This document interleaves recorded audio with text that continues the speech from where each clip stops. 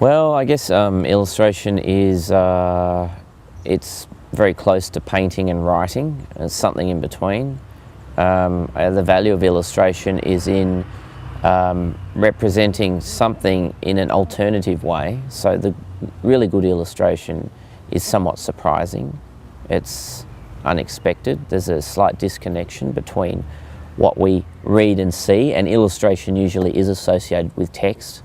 That's its historical basis. It's pictures that are connected with a written story. It can also be by itself independently narrative. For me, I feel that a definition of illustration is much broader than what we normally think, and actually includes any painting or photograph that seems to imply a story is happening, where characters are doing something and it looks like a moment in a certain situation which we may or may not understand, and possibly something has happened before and something has happened afterwards. So a lot of very old paintings that have narratives, whether they're biblical or whatever, I see them as illustrations. In some ways the word illustration is not a comfortable one. There's not a really good word in the language. A lot of art forms have this problem. I know it's a debate amongst graphic novelists and so on, is what to call the medium, but visual narrative is the best I can come up with. The problem with the word illustration is it often sounds like you're literally drawing a concept that's already elaborated by text. So like an illustration in a magazine or an encyclopedia. And for me, that's a starting point for illustration, but ultimately where it's most interesting is when it might even contradict the text, or run parallel as a separate perspective, and sometimes remove the text altogether, so you've just got a story told in pictures. For myself as an illustrator, one of the things I often ask is, what is the point of what I do? I think that's what you have to ask if you're an artist doing anything. It's always, what's the point? Is it necessary? Maybe that's, for some people that might not be the right question, but for me it always is. It's to what extent is this activity unique to other activities, somehow adds something to our experience? Because I think a lot of illustration doesn't necessarily add to our experience.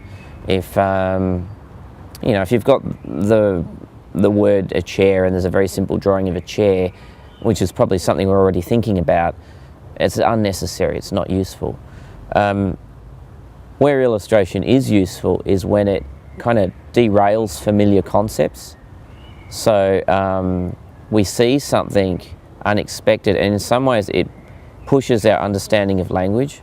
And this is particularly important as we get older, because things start to crystallize, and we start to believe that words really mean what they mean.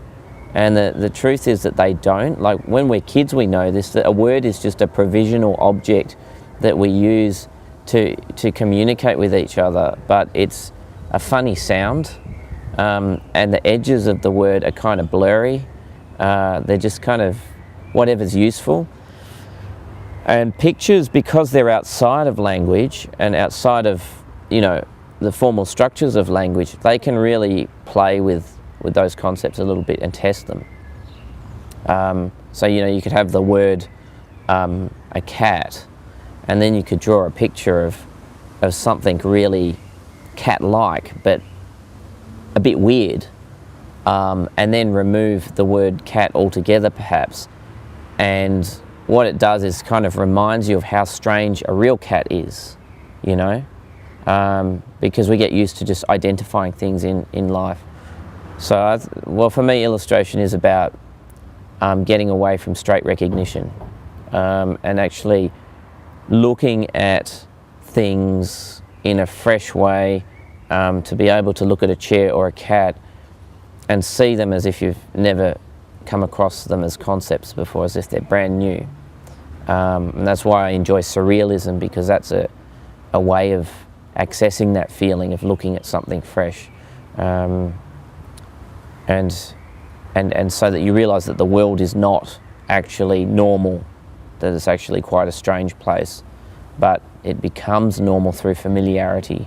but it's quite easy to peel the top off of that familiarity and look at it again if you want to.